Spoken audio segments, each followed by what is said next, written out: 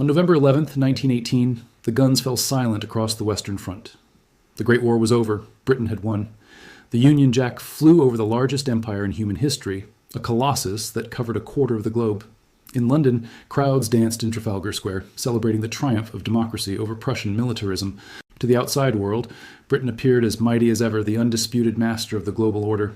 But inside the HM, Treasury, and Whitehall, there was no celebrating. The men who looked at the nation as ledgers knew a terrifying secret. The victory had bankrupted the victor. Britain had fought the war on a scale of expense that was previously unimaginable. To finance the sprawling armies and vast fleets needed to defeat Germany, Britain had burned through enormous reserves of national wealth accumulated over the previous century. They had liquidated their foreign investments, selling off railways in Argentina and mines in Africa to pay for American steel and Canadian wheat. When those reserves ran dry, they turned to borrowing. Britain ended the war drowning in debt. The national debt had exploded from roughly £600 million in 1914 to £7 billion in 1918. Crucially, much of this debt was owed to the United States, and it had to be repaid in dollars. The Britain that emerged from the trenches in 1919 was a fundamentally different economic animal than the one that had gone to war in 1914. Before the war, Britain was the world's creditor. Now it was a debtor.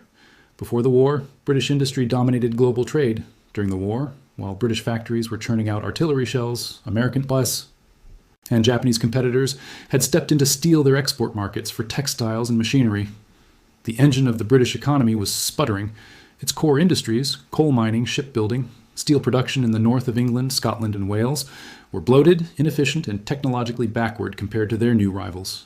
But the British elite, the politicians in Westminster and the bankers in the City of London, refused to accept this new reality. They viewed the economic damage of the war not as a permanent shift, but as a temporary aberration. They believed that with the war over, the natural order of things would reassert itself, with London at the center of the financial universe. There was a desperate, almost psychological hunger to return to normalcy. And for the British ruling class, normalcy meant one thing above all else: the gold standard. For nearly a century before the war, the gold standard had been the anchor of the global economy. It was a system of fixed exchange rates. Every major currency was pegged to a specific amount of gold. You could walk into the Bank of England with a £5 note and demand 5 gold sovereigns in exchange. Because the British pound was as good as gold, it became the world's reserve currency. Global trade was conducted in sterling. Loans from Tokyo to Rio were priced in sterling. This financial dominance was the bedrock of British imperial power. It allowed a small island in the North Atlantic to punch far above its weight, controlling the flow of global capital. When the war started in 1914, Britain had effectively suspended the gold standard. They had to. They needed to print money to pay soldiers and buy munitions, far more money than they had gold in the vaults to back up. They severed the link between the paper pound and the metal. The result was predictable: inflation. During the war, prices in Britain more than doubled. The value of the paper pound, floating freely on global markets, began to sink against the American dollar, which was still backed by gold. By 1919, the pound, which had been worth $4.86 before the war, was trading as low as $3.40. To the proud men holding the levers of power in London, this was a national humiliation. A weak currency meant a weak nation. It was a signal to the world that Britain was in decline. They viewed the devaluation of the pound not as an economic adjustment to a new reality, but as a moral failure.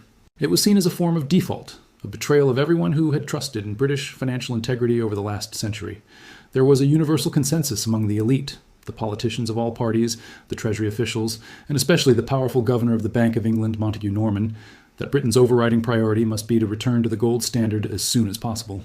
But it wasn't enough just to go back to gold. They were determined to go back at the exact same rate that had existed before the war. They wanted to turn back the clock. They wanted the pound to be worth $4.86 again.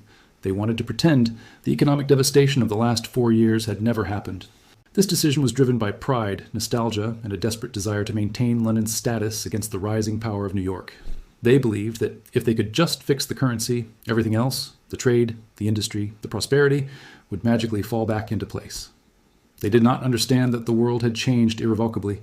America was now the world's financial powerhouse, holding the vast majority of the global gold supply. British industry was no longer competitive enough to support such a strong currency. To force the pound back up to its pre-war value from its depreciated post-war state required a massive economic adjustment. The government would have to engineer a brutal deflation. They had to make money scarce and expensive. They had to force prices and wages down across the entire economy until the pound was strong, enough to look the dollar in the eye again. It was a policy of deliberate economic strangulation, undertaken in the belief that the resulting pain was necessary medicine to restore the nation's financial soul. The government prepared to put the British economy into a straitjacket crafted from gold, believing it was a suit of armor. They were about to sacrifice the real economy of factories and workers on the altar of financial prestige. The decision was made, but the cost of implementing it would tear the social fabric of the nation apart. To execute the return to the gold standard, the British government engaged in a policy of deliberate induced deflation. The mechanics were brutal in their simplicity. To increase the value of the paper pound, the Bank of England, led by the imperious Governor Montagu Norman, had to make money scarce. They raised interest rates, restricting the flow of credit to businesses. The Treasury slashed government spending, cutting back on housing and social programs. The goal was to squeeze the economy until prices dropped. They believed that if they made life hard enough, costs would fall, wages would fall, and the pound would naturally rise back to its pre-war glory of $4.86. It was a form of economic anorexia. The country was trying to starve itself back into shape. By the early 1920s, this policy was already inflicting deep wounds. While the bankers in the City of London applauded the strengthening currency, the industrial heartlands of the North were bleeding. In the coal mines of Wales, the shipyards of Glasgow, and the cotton mills of Lancashire, the order books were drying up. Businesses found that as the pound got stronger, their goods became more expensive for foreign buyers. A ton of British steel that cost a French buyer 100 francs in 1920 might cost 120 francs in 1922, purely because of the currency shift. British industry, already struggling with outdated machinery and aggressive competition, was being priced out of the global market by its own government. Unemployment began to climb. 1 million men were out of work, then 1.5 million. The homes fit for heroes that had been promised to the returning soldiers became slums of despair. But the financial elite regarded this suffering with a detached, almost religious stoicism. They viewed unemployment not as a tragedy, but as a necessary adjustment of the bitter medicine required to cure the patient. In 1924, the final act of this tragedy began with a political appointment. Winston Churchill was named Chancellor of the Exchequer. Today, we remember Churchill as the bulldog war leader who saved civilization in 1940. But in 1924, he was a politician in search of a legacy. He knew almost nothing about economics. He famously said that when he looked at the Treasury figures, the numbers swam before his eyes. Churchill was a romantic. He loved history, he loved empire, and he loved the grand gesture. When he arrived at the Treasury, he was immediately surrounded by the high priests of finance, Montagu Norman of the Bank of England and the top civil servants. They whispered a seductive message into his ear. It was his destiny to be the man who put Britain back on gold. They told him that returning to the gold standard was the only way to restore Britain's honor, to banish inflation forever, and to make London the center of the world once again. But Churchill had doubts. He was not a banker. He was a man who had seen the trenches. He instinctively worried about what this policy would do to the working man, the manufacturer, and the merchant. In private memos, he questioned his advisors.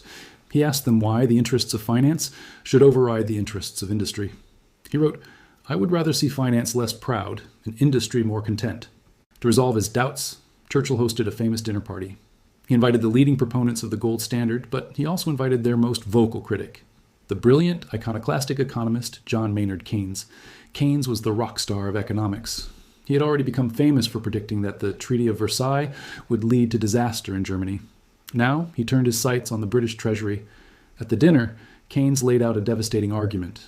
He told Churchill that the pre-war exchange rate of 4.86 was a fantasy. The economic reality had changed. Based on the relative costs of production in Britain and America, the pound was actually worth about 10% less than that, perhaps $4.40. Keynes warned that if Churchill forced the pound back to 4.86, he would be artificially overvaluing the currency by 10%. This meant that every British exporter would effectively be slapped with a 10% tax on their goods sold abroad. Conversely, every foreign importer selling goods into Britain would get a 10% subsidy. To make British goods competitive again at that high exchange rate, British companies would have to cut their costs by 10%. And since the biggest cost for a coal mine or a steel mill is labor, that meant cutting wages. Keynes looked Churchill in the eye and warned him, "If you do this, you are declaring war on the working class. You will force employers to slash wages, and that will lead to strikes, social chaos, and the destruction of British industry." He called the policy a dangerous and unnecessary sacrifice. Churchill listened. He was troubled, but in the end, the weight of the establishment was too heavy. The governor of the Bank of England, the Treasury officials, the city financiers, and the leaders of the Conservative Party all told him that Keynes was an eccentric, a radical, a man who didn't understand the moral necessity of sound money. They appealed to Churchill's vanity and his patriotism. They told him that if Britain didn't go back to gold, the United States would permanently eclipse the British Empire. Churchill caved. He chose the advice of the bankers over the warning of the economist. He chose the past over the future. On April 28, 1925, Winston Churchill stood up in the House of Commons to deliver his budget speech. The chamber was packed. With his trademark rhetoric, he announced that Great Britain was returning to the gold standard at the pre-war parity of 486. "We are often told that the gold standard will shackle us to the United States," Churchill declaimed. "I will tell you what it will shackle us to. It will shackle us to reality." The House erupted in cheers. Members waved their order papers. The City of London rejoiced. The pound soared in the currency markets. The Times newspaper declared it a masterpiece of statesmanship. It was seen as the moment the chaos of the war finally ended and order was restored. But outside the Westminster bubble, the reality that Churchill spoke of hit immediately, and it hit hard. The golden straitjacket had been locked onto the British economy, and the key was thrown away. Almost instantly, the price of British coal in international markets jumped. Foreign buyers in Italy, South America, and Scandinavia, who had been buying British coal for decades, looked at the new prices and shook their heads. They switched to buying cheaper German or Polish coal. The British coal owners were panicked. They were already operating on razor-thin margins. The 10% price hike caused by the currency overvaluation wiped out their entire profit. They were now losing money on every ton they dug out of the ground. The mine owners had only one option to survive. They had to reduce their costs. They couldn't reduce the cost of machinery or transport. They had to reduce the cost of men. On June 30th, 1925, just 2 months after Churchill's speech, the coal owners announced that they were terminating the existing national wage agreement. They told the miners that their wages would be cut by 13% to 25%, and that their working day would be increased from 7 hours to 8 hours. The miners were outraged. They were already among the poorest workers in Britain. Their work was dangerous, dirty, and exhausting. Now, they were being told that they had to work longer hours for starvation wages, just so the bankers in London could enjoy a strong currency. The miners' union leader, A.J. Cook, coined a slogan that became the battle cry of the British working class: "Not a penny off the pay, not a minute on the day."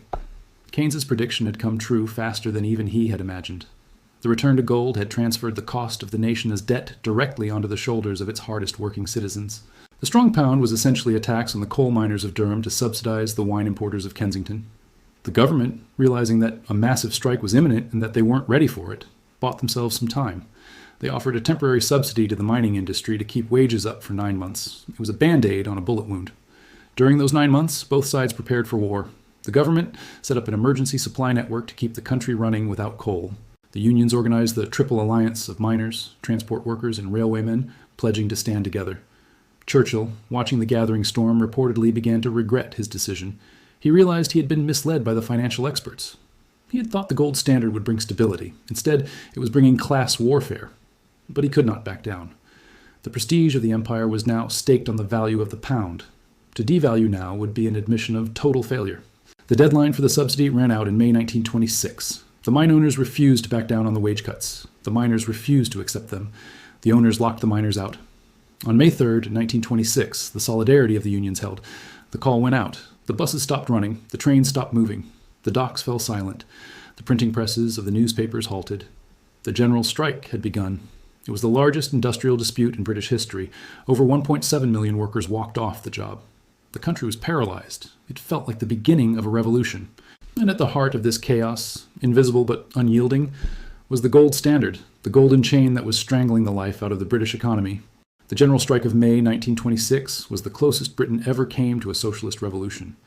For 9 days, the machinery of the state stopped. The silence in the shipyards and the factories was deafening. It was a battle of wills between the organized working class, desperate to protect their livelihoods, and a government determined to enforce the economic logic of the gold standard. But the government had prepared. They didn't just have stockpiles of coal. They had a weapon that the unions hadn't anticipated: the middle class. Thousands of university students, stockbrokers, and retired army officers volunteered to drive buses, unload ships, and run the trains. They saw themselves as defenders of the Constitution against anarchy. Winston Churchill, the man who had inadvertently triggered the crisis with his budget speech, was now in charge of the government's propaganda newspaper, the British Gazette. He treated the strike not as an industrial dispute over wages, but as an insurrection. He wrote, "It is a conflict which, if it is fought out to a conclusion, can only end in the overthrow of parliamentary government or its decisive victory." The rhetoric worked. The leadership of the Trade Union Congress, terrified that they were losing control and drifting into illegal revolutionary territory, capitulated. On May 12th, after just 9 days, they called off the general strike. They surrendered without securing a single guarantee for the miners. It was a betrayal that the mining communities would never forgive. The miners, abandoned and alone, refused to go back. They stayed out for another 6 grueling months. They watched their children grow thin. They sold their furniture for food. They burned their own floorboards for heat. But you cannot strike against arithmetic. By November 1926, starvation forced them back down the pits. They accepted the longer hours and the lower wages. They had been crushed by the golden straitjacket. The government and the City of London breathed a sigh of relief. They believed they had won. Order had been restored.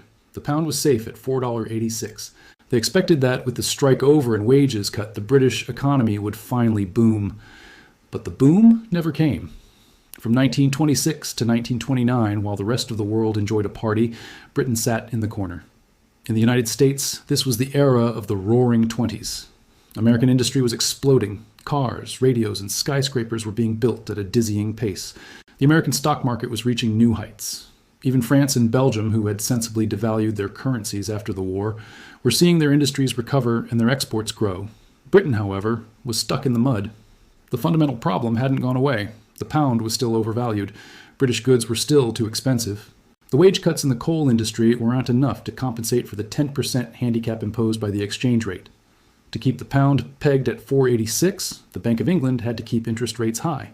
If they lowered rates to help British businesses borrow and expand, gold would flow out of London to New York, where returns were better.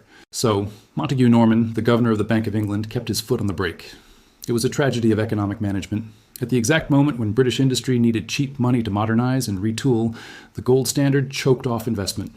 The old industries, textiles, steel, coal, continued their slow, painful death spiral. Unemployment never dropped below 1 million. In some industrial towns in the north, 70% of the men were out of work. They stood on street corners in their flat caps, the surplus people of an empire that had sacrificed them for the sake of a currency symbol. The British elite consoled themselves with the idea of sound money. They believed that this suffering was buying them credibility. They thought they were playing the long game. But in 1929, the game board was flipped over. In October 1929, the Wall Street crash shattered the global economy. The Great Depression began. The initial shockwave hit Britain hard. American loans to Europe dried up instantly. Global trade collapsed. As demand for goods plummeted worldwide, the already fragile British export industries were decimated. Unemployment in Britain surged from 1 million to 2.5 million by 1930. But the real crisis, the one that would finally break the gold standard, was a banking crisis. In the summer of 1931, the financial contagion spread across Europe like a plague. It started in Austria with the collapse of the Credit Anstalt Bank. It spread to Germany, causing a run on the banks there. To stop the German economy from imploding, massive amounts of capital were frozen. London banks had lent heavily to Germany. Suddenly, those assets were frozen. The City of London, the banker to the world, was caught in a liquidity trap. They owed money to France and America, but they couldn't get their money back from Germany. Foreign investors, looking at the books, realized that the Bank of England didn't have enough gold to cover its liabilities. The run moved from Berlin to London. In July 1931, the run on the pound began. Every day, millions of pounds in gold were withdrawn from the Bank of England's vaults and shipped to Paris and New York. The governor, Montague Norman, was so overwhelmed by the stress that he had a nervous breakdown and went to Canada to recover, leaving his deputies to fight the fire. The Labour government, led by Ramsay MacDonald, was trapped. To save the pound and stay on the gold standard, the economic orthodoxy demanded that they balance the budget. They had to restore confidence, but tax revenue had collapsed because of the Depression. The budget was in deficit. The bankers in New York and Paris sent a clear message. We will lend you money to defend the pound, but only if you cut government spending. Specifically, they demanded cuts to unemployment benefits. It was a cruel ultimatum. To save the currency, the government had to cut the meager lifeline, keeping millions of families from starvation. The cabinet was paralyzed. Half of the labor ministers refused to cut the benefits. They argued it was a betrayal of the working class. The government collapsed. In August 1931, a national government was formed, a coalition of conservatives, liberals, and a few labor defectors, still led by MacDonald. Their sole purpose, their only mandate, was to save the gold standard. They did exactly what the bankers wanted. They passed an emergency budget that raised taxes and slashed unemployment benefits by 10%. They also cut the wages of all public sector employees, teachers, police officers, and sailors. They inflicted misery on the entire nation to defend the figure of $4.86. They believed that if the pound fell, civilization itself would collapse. They warned of hyperinflation, like in Weimar Germany. They terrified the public with stories of worthless money. But they had pushed too hard. The wage cuts sparked a reaction that no one in Whitehall had anticipated. On September 15, 1929, the Atlantic Fleet of the Royal Navy was anchored at Invergordon in Scotland. When the sailors heard that their pay was being cut, pay that was already barely enough to support their families, they mutinied. It was a polite British mutiny. There was no violence. The sailors simply refused to work. They gathered on the decks and sang songs. But the news that the Royal Navy, the ultimate symbol of British power, was mutinying sent a shockwave through the global financial markets. If the British government couldn't even control its own navy, how could it control its currency? The run on the pound turned into a stampede. In 3 days, the Bank of England lost nearly all its remaining gold and foreign currency reserves. They spent millions of borrowed dollars trying to buy up pounds to prop up the price, but it was like trying to catch a falling knife. On Saturday, September 19th, 1931, the directors of the Bank of England met in emergency session. They looked at the empty vaults. They looked at the telegrams from New York refusing further loans. They realized the game was up. They had starved the miners. They had crushed industry. They had slashed the dole. They had provoked a naval mutiny. They had endured a decade of stagnation, all to defend the gold standard, and they had failed. On Sunday, September 20th, the government issued a statement. Britain was suspending the gold standard. The pound would no longer be redeemable for gold. It would be allowed to float, to find its own value in the market. The elite braced for the apocalypse. They expected the pound to become worthless. They expected riots. They expected the end of London as a financial center. But on Monday morning, something strange happened. The pound fell, yes. It dropped from $4.86 to about $3.40. Ironically, the exact level it had been at in 1919 before this whole tragic experiment began. But the sky didn't fall. There was no hyperinflation. The milk was still delivered. The buses still ran. In fact, almost immediately, the economy began to breathe again. With a cheaper pound, British goods suddenly became competitive on world markets. A Rolls-Royce or a bale of cotton cloth was now 30% cheaper for an American or a Frenchman to buy.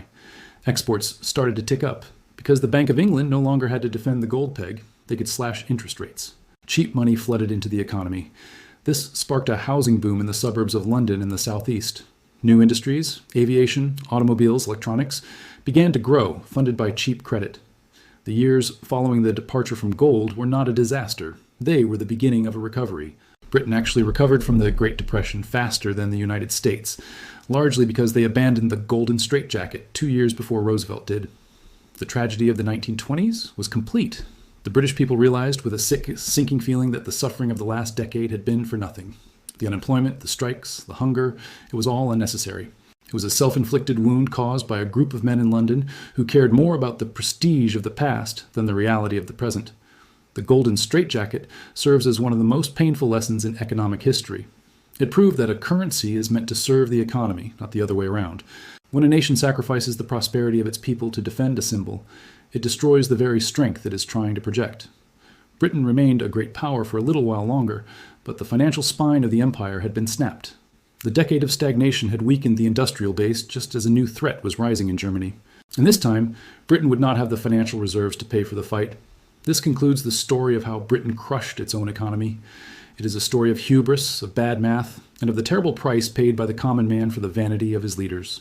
On September 21st, 1931, the day after Britain abandoned the gold standard, the sun rose on a changed world.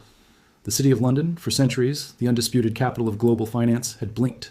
By severing the link between the pound and gold, the British Empire had admitted that it could no longer dictate the terms of the global economy. It was the end of the Pax Britannica in the financial world, and the true beginning of the American century. But inside Britain, the consequences of this decade-long economic experiment were just beginning to harden into a permanent scar. The decision to leave gold saved the economy from total collapse, but it came too late to save the social fabric of the nation. The 1930s in Britain would become known as the Devil's Decade, a time of bitter division that illustrated exactly what happens when a government prioritizes a currency symbol over its own people.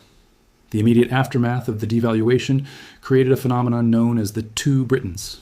In the South and the Midlands, where the new industries of automobiles, aviation, and suburban housing were based, the cheap money released by leaving the gold standard triggered a boom. For the middle classes in London, life got better. They bought semi-detached houses with indoor plumbing and electricity. They bought cars. They went to the cinema. For them, the crisis was over. But in the north, in the coal fields of Wales, the shipyards of Scotland, and the steel towns of the northeast, the depression never ended. These were the industries that had been sacrificed on the altar of the strong pound in the 1920s. They had been starved of investment for 10 years. Their machinery was old, their workers were exhausted, and their markets were gone. Even with a cheaper pound, these industries could not compete. The damage inflicted by the golden straitjacket had been terminal. This economic apartheid created a desolate landscape of ghost towns. In places like Jarrow, a shipbuilding town in the northeast, the unemployment rate hit 70%. These were men who had built the battleships that won World War I.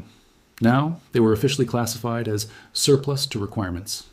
The government in London, still terrified of inflation and debt, refused to spend money to help them. They adhered to the strict economic orthodoxy that said the market would eventually fix itself.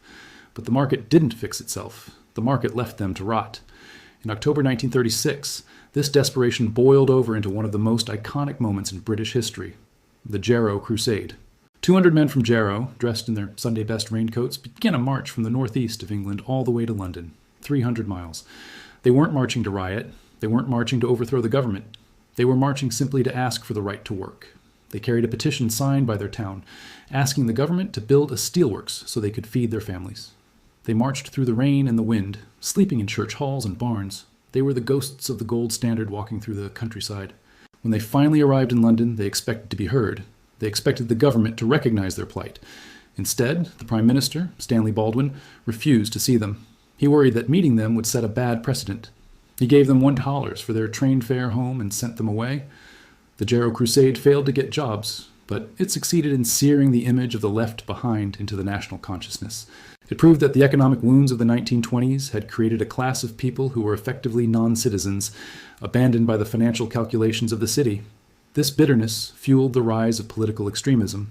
Just as in Germany, where economic chaos led to Hitler, the misery of the British industrial heartlands became a recruiting ground for radicals.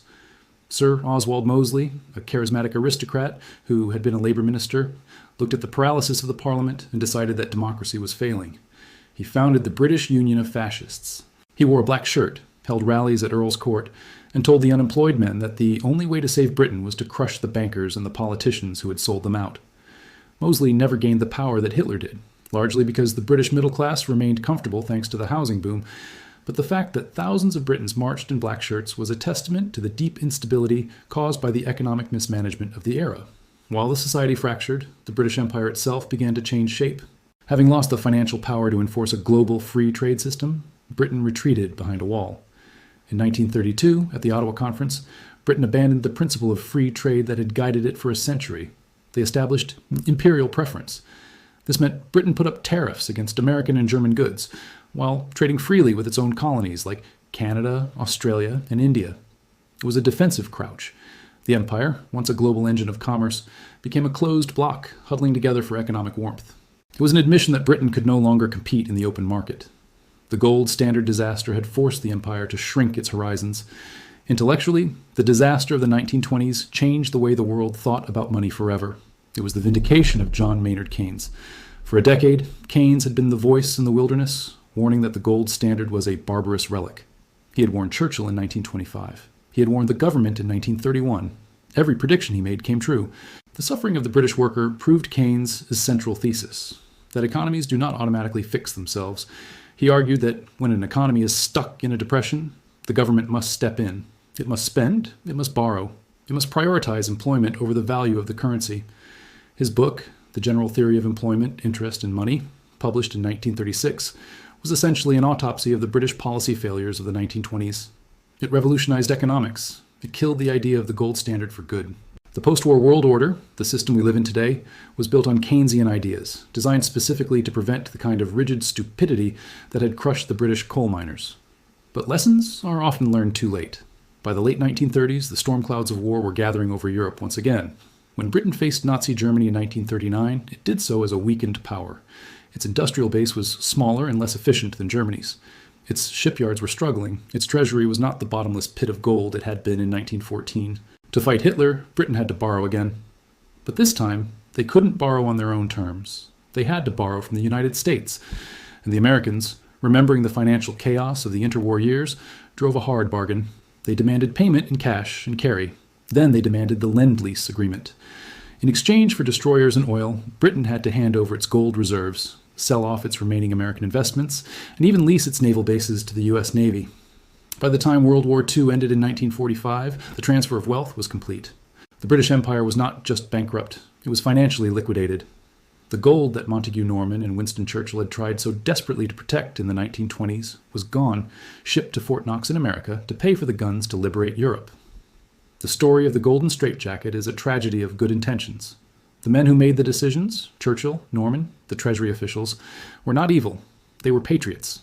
They believed they were doing the right thing to restore their nation's glory. But they committed the cardinal sin of economics. They fell in love with a symbol. They confused the map with the territory. They believed that the strength of a nation is found in the value of its coins, rather than the productivity of its people. They sacrificed the real economy to save the financial economy, and in doing so, they lost both. In the end, the British pound is just a promise.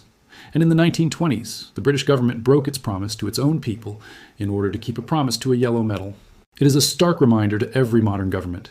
An economy exists to serve society, not to satisfy a ledger. When that balance is forgotten, empires fall. I'm John, and this is the Cinematic History Tales channel. Subscribe now to stay ahead of the curve, because when the history books are written, you'll want to be among the few who saw it coming.